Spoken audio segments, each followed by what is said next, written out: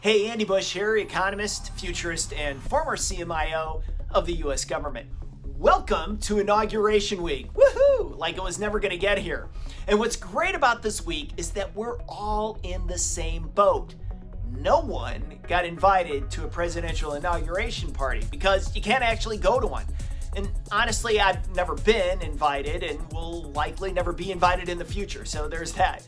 But I'm okay with that because this week we're honoring incoming President Biden with a series of videos on his top environmental policies and actions he'll take as he gets into the White House. This is a kind of big deal for him.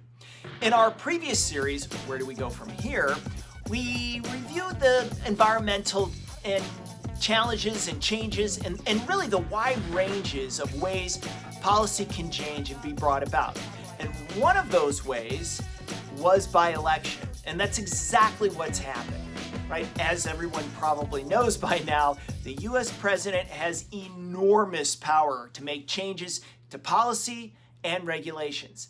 And he can use executive orders and the Congressional Review Act to unwind a lot of the previous regulations and executive orders that were put in place before he got into office. But if he has a unified Congress, he can do even more on budget and taxes.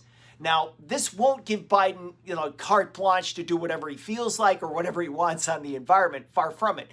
But we're going to see how far he and his team can take it. Now, for today, we're reviewing what Biden has said he will do from day one in the White House, and that's this: rejoin the Paris Climate Agreement. And as I've said in previous videos, it doesn't matter if you believe in climate change or not, these policy changes are coming. I mean, you can hate them, you can love them, just get ready for them. So what is this Paris environmental beast that we're going to talk about today? Well, number one, it's a legally binding international treaty on climate change. So in 2015, it was adopted by 196 countries and put into effect in 2016. All right, number two, the agreement has a goal of limiting global warming to well below 2 degrees Celsius compared to pre-industrial levels. And the big target on this is 1.5 Celsius, and we'll talk about that in a little bit. Now, number three, to make that happen, countries have to aim to reach a peak of GHG emissions to achieve a climate-neutral world by 2050. Now, the difficult aspect of this is that each country sets their own targets, and there is no enforcement mechanism to ensure compliance with their targets, right? That's a big deal.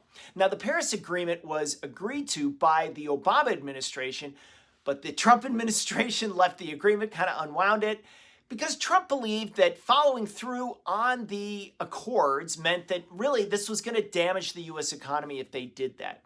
Now, the Biden administration would take the U.S. back into the agreement. By the way, this isn't the first international agreement on climate issues. Really, since the 1980s, there have been 4 agreements to slow global warming. There was the 1987 Montreal Protocol, the 1992 UN Framework Convention on Climate Change, the 2005 Kyoto Accord or Protocol, and the 2015 Paris Agreement. So 4 of them, right? And according to the CFR, there are 3 basic science reasons to address global warming right now. Number one, the Earth's average temperature is rising at an unprecedented rate. Number two, human activities, primarily the use of fossil fuels, coal, oil, natural gas, whatever, are the big drivers of the warming and climate change. And number three, continued warming as expected will really have a dramatic effect on the world. Right? So why the target of 1.5? Well, the UN's International Panel on Climate Change, or IPCC, they regularly assess the latest climate science and produce reports for countries overall. And in 2018, the IPCC report said that the world will hit this 1.5% increase between 2030 and 2052. Now, according to the report, this will bring risks of heat waves, droughts and floods, rising seas, ocean changes, Arctic ice thaws, and species loss. Now, what will the Biden administration do to get a reduction in greenhouse gas emissions in the United States? Well, those are the next videos in the series covering a wide range of regulations and policy actions and legislation. So stay tuned and check them out. Hey, if you like these videos, click on the icon below to get more. If you want to get them every week, click on my picture to subscribe. Please share them with anyone you think would like them and would benefit from understanding the future of the economy. I'm Andy Bush. Thanks for watching.